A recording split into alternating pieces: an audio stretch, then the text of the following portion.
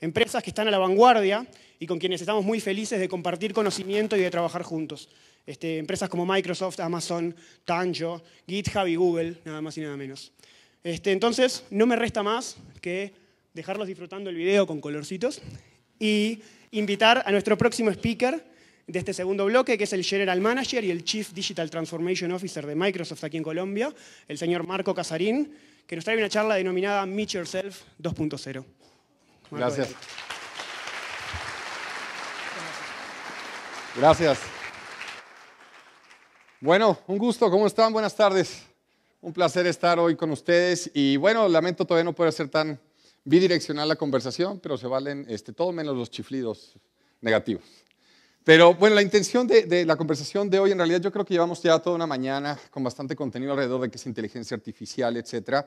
Y yo quiero complementar varios de los temas que se han evaluado y de alguna manera quiero provocar en ustedes la urgencia al pensamiento crítico de lo que está sucediendo hoy, porque realmente creo que estamos viendo la punta del iceberg y no estamos comprendiendo en muchas ocasiones el nivel de impacto que esto tiene. Se habla siempre del tema de la singularidad, donde la inteligencia artificial va a sobrepasar la capacidad humana de abstraer y poder intuitivamente generar ideas propias. Y quiero arrancar por un comentario provocativo allí, porque hay gente que dice, oye, la inteligencia artificial es, Elon Musk dice, we're touching the devil, ¿no? Estamos jugando con el demonio, y por eso él crea la iniciativa de OpenAI, por ejemplo, y compañías como Microsoft, donde lo que creemos es que la inteligencia artificial, el IoT, la parte de la nanotecnología, entre otras tecnologías como Quantum, nos van a permitir habilitar a la gente a lograr más, a ser mucho más competente, mucho más creativa, mucho más capaz de crear nuevas respuestas a problemas que ya tenemos y los que vamos a afrontar en el futuro.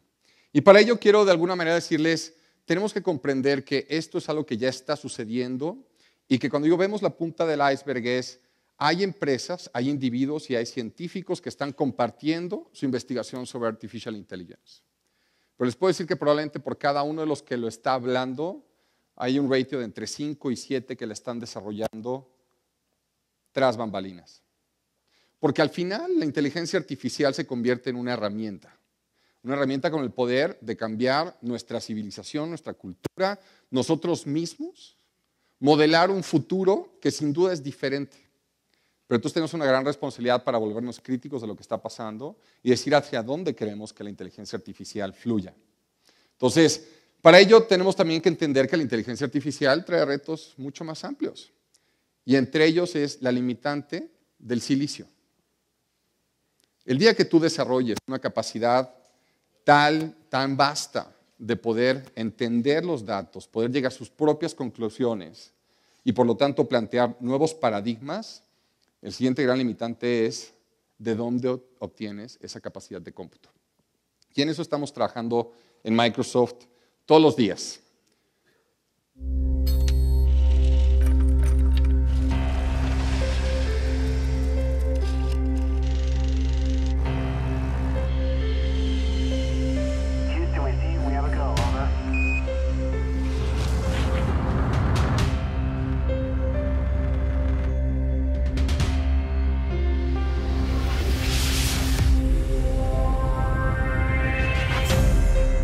Talk about quantum computing, it's a completely different game. Quantum computing will enable us to solve problems that currently take longer than the lifetime of the universe in seconds, hours, or days. We completely reconceive the space in which we do computation. Quantum computing is like going from crawling to going to a different planet. It's different. It's only natural that we would want to use the world's most powerful device to combat the world's most challenging problems. We could attack global warming. Security. What are the boundaries of machine learning? Fighting diseases. The possibilities of quantum computers are endless. Microsoft has the best and the brightest working on this problem. It's really happening. Progress is very fast, and we're building a quantum computer. What the world wants to know is what happens when we turn the machine on.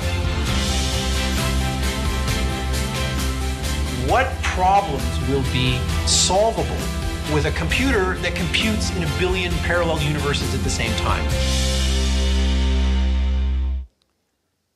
¿Por qué compartir con ustedes cómputo cuántico? Primero, porque es un tema apasionante. Segundo, porque es interesante.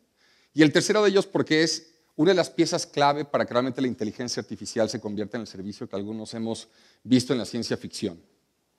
Antes de esto, va a ser muy complejo que la inteligencia artificial llegue a esos niveles. Y hoy, cuando vemos una máquina cuántica, les diría, imagínense cuando empezamos con esos equipos gigantes que utilizaban cintas magnéticas o tarjetas picadas.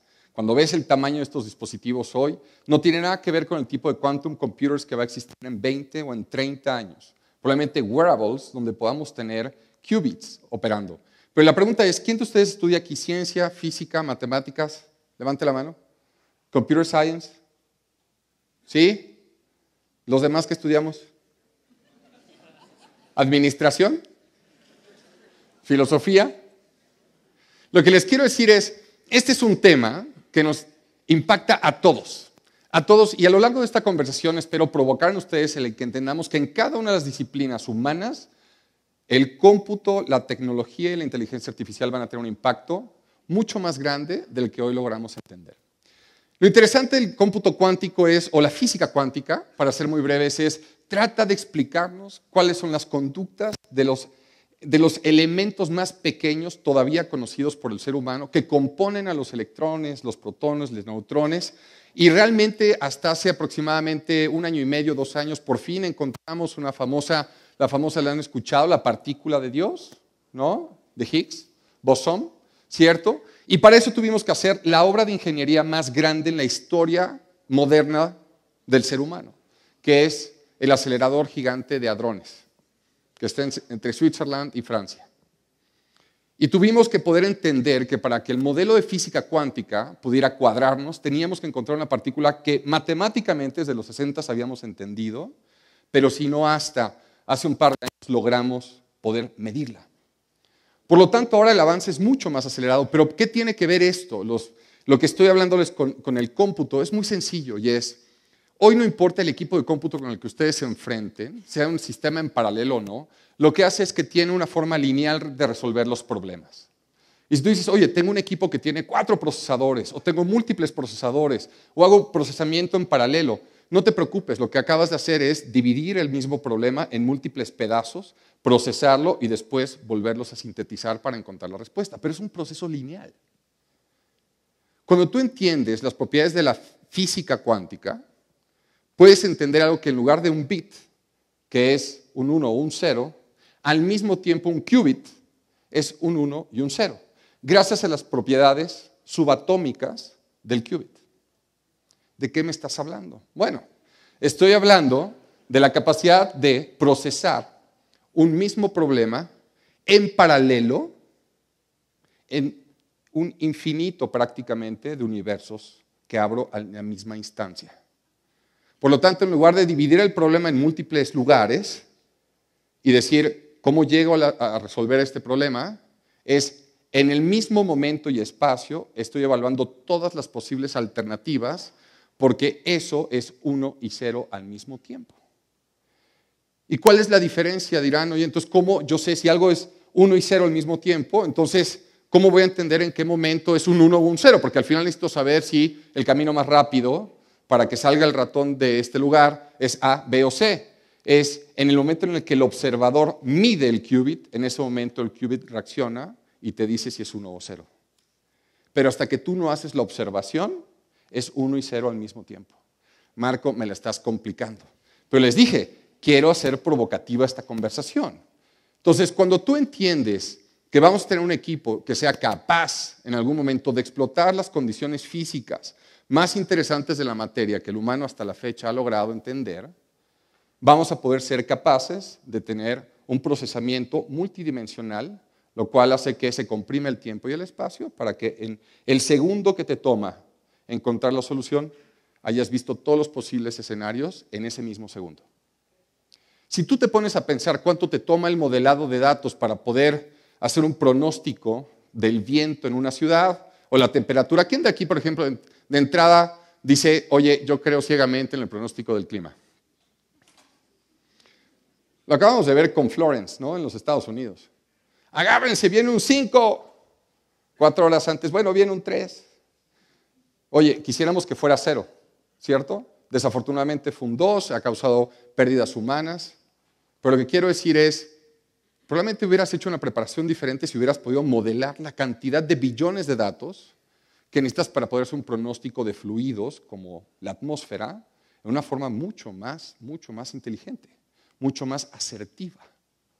Pero no tenemos la capacidad de cómputo para que ese algoritmo te dé el resultado en un tiempo adecuado. Eso es lo que Quantum Computing quiere hacer. Ahora, tiene retos interesantes Quantum Computing. La primera que tenemos que entender es que el qubit, este bit cuántico, de entrada es susceptible a muchas cosas. Yo les decía algo que es, el qubit es 0 y 1 al mismo tiempo, ¿cierto? ¿Y cuándo se convierte en un 1 o en un 0? Cuando el observador lo mide, ¿cierto? Ahí se convierte en un 1 o un 0. Pero imagínense, el primer gran problema que tenemos para que el qubit físicamente, hay qubit lógico y qubit físico. Un qubit físico, imagínense algo tan pequeño, ¿ustedes creen que la gravedad de la Tierra no lo afecta? Sí. ¿La temperatura de la persona que está al lado de él lo afecta? Sí. ¿Las frecuencias de radio lo afectan? Sí. Entonces, para que nos demos una idea, para que un qubit lógico, que es la forma en la que voy a programar de manera lógica un algoritmo en un quantum computer, requiere de entre 10,000 y 100 qubits físicos, porque tengo que hacer una comparación tratando de minimizar el ruido que físicamente la materia tiene por las condiciones atmosféricas. Entonces, cuando tú ves un quantum computer, lo primero que tienes ahí es un gran refrigerador.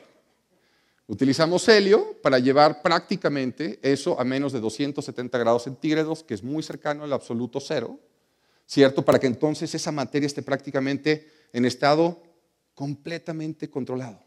Después lo tenemos que aislar, entonces hay que poner diferentes materiales. Pero el tercer punto más complejo es el propio sistema que yo tengo que tener, digital y electrónico, para medir lo que está pasando en el qubit, tiene una injerencia en el ruido que le generó el qubit. Entonces, por eso les decía, si ven el quantum computer, tal vez es cuando estábamos con la tarjeta picada. Esos grandes equipos con cintas o tarjetas. Ahí estamos, pero es increíble la ingenuidad humana.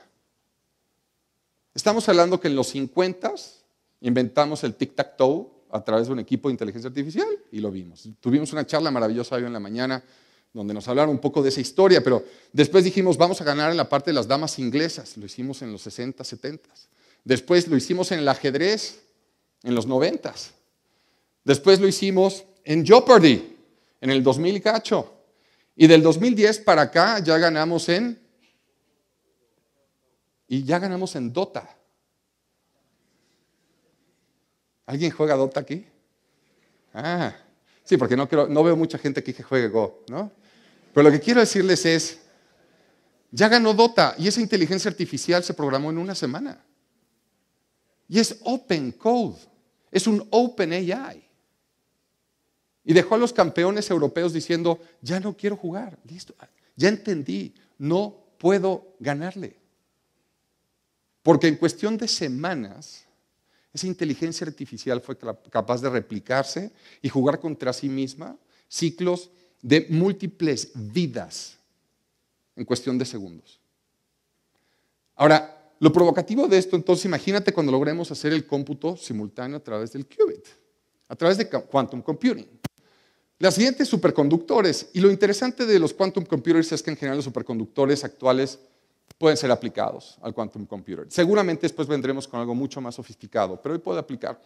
Pero el tercero es, si ustedes no se dedican a la parte de ciencia, programación, tecnología, ingeniería, pues probablemente programación sea algo que ustedes hoy no están metidos. Ahora imagínense tratar de programar cuando no controlas necesariamente las condiciones físicas de lo que estás programando. Entonces hay retos que simplemente el hecho de caminar hacia el quantum computing nos está abriendo la puerta a entender mucho más el impacto de la tecnología y lo que podemos hacer hoy a través de la tecnología, aunque no sea cuántica. Ahora, este es un mundo que ha cambiado para todos. Muchos de los que están allá, la mayoría son millennials, ¿cierto? ¿Quién es millennial? Ay, sí, ahora resulta, ¿no? Bueno, yo soy un viejito milenario, pero con buena actitud. Y sí, mi acento me delata, no soy colombiano, soy mexicano, pero nadie es perfecto, recuerden eso, ¿ok?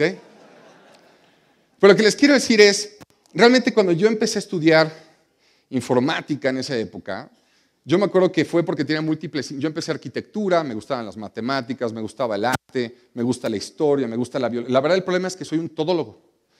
Y después de meterme a arquitectura, a montar 2 empresas, yo decía, ¿qué estudio? Y claro, llegaba a la casa y mi papá me decía, ¿cómo vas? Y yo, bien.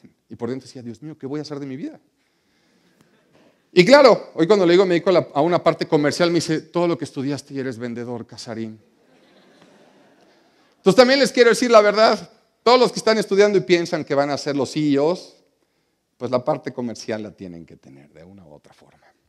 Pero lo crítico de esto es decirles, en esa época, cuando yo me preparaba, por ejemplo, en la primaria y la secundaria, yo tenía la enciclopedia británica.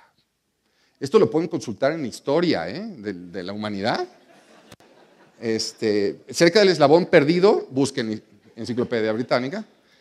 Y nadie imaginaba un modelo social habilitado por tecnología, pero que hoy les quiero poner una idea diferente de inteligencia artificial. ¿Ok? Entonces vamos a ir primero en un modelo de colaboración humana donde ya el contenido era creado por autores hasta anónimos.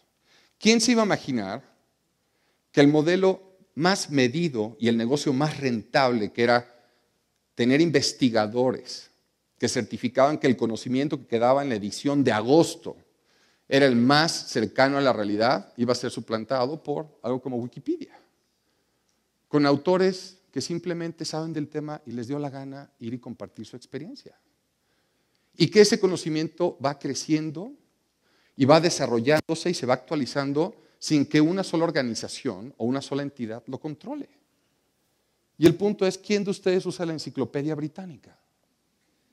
Yo la uso porque neto, en verdad, en mi librero se ve súper cool.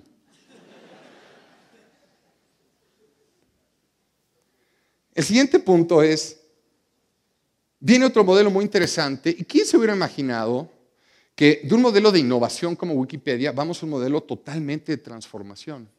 Y aquí de nuevo quiero decir, ¿dónde está la ingenuidad humana? Ustedes conocen a Elon Musk, lo han escuchado. Puede gustarles, puede no gustarles, whatever. Pero el señor creó Xbank, después se fusionó para PayPal, después creó SolarCity, después creó Tesla, y con el tiempo que le sobró dijo, le voy a competir a la NASA, a los rusos y a los europeos, y que eso es SpaceX.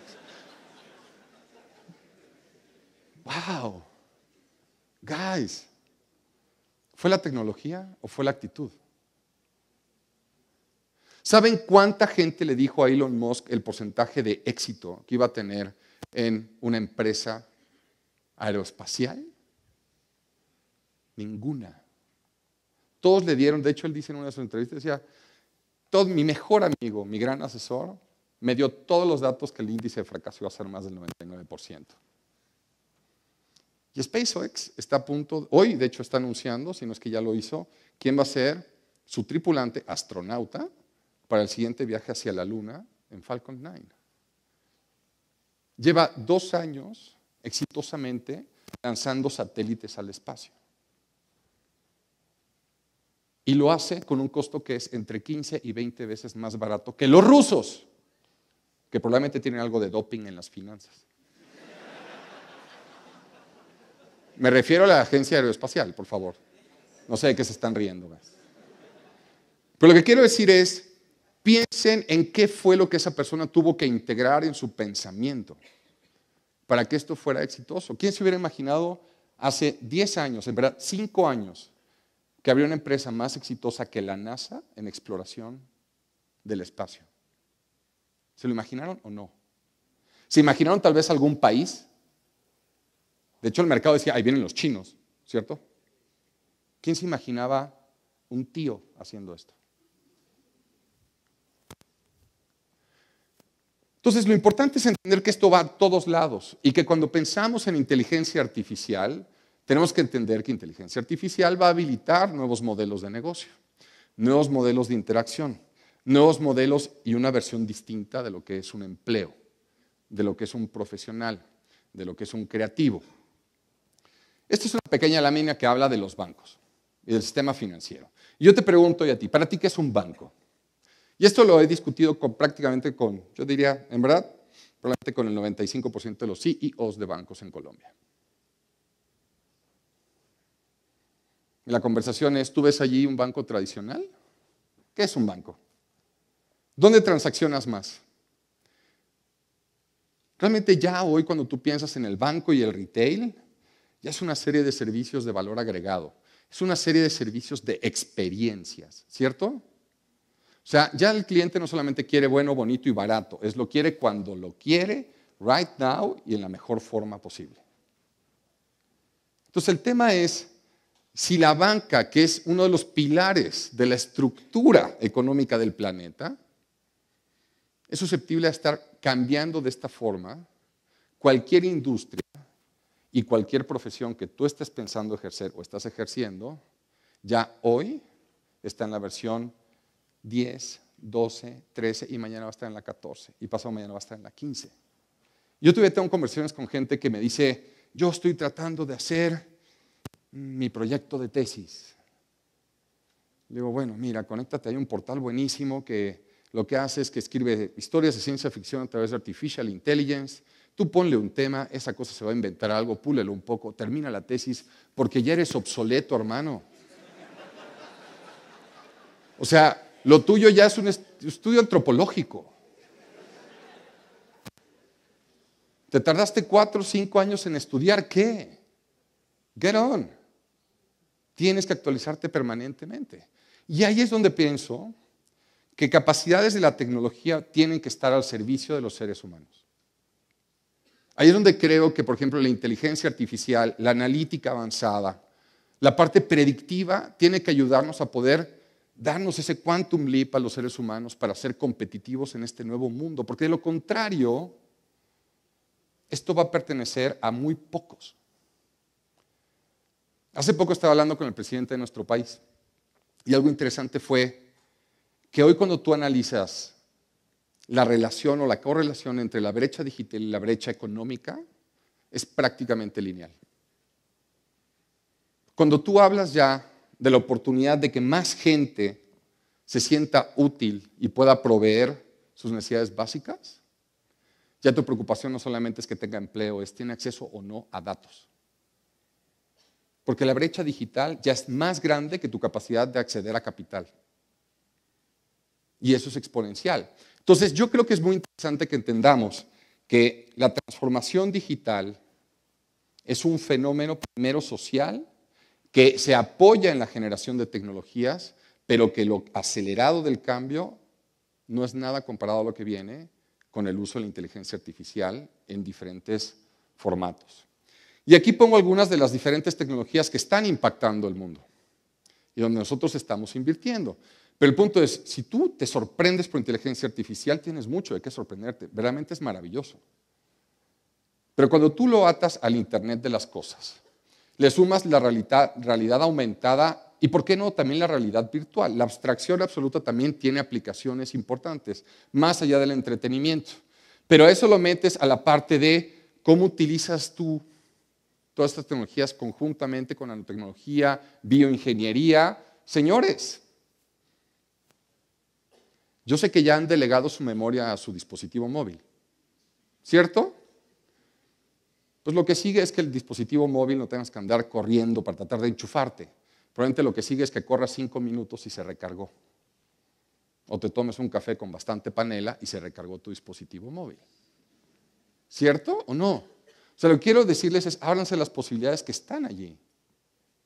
La convergencia de estas tecnologías nos van a permitir ello. Entonces, ¿con quién vas a competir y dónde vas a estar?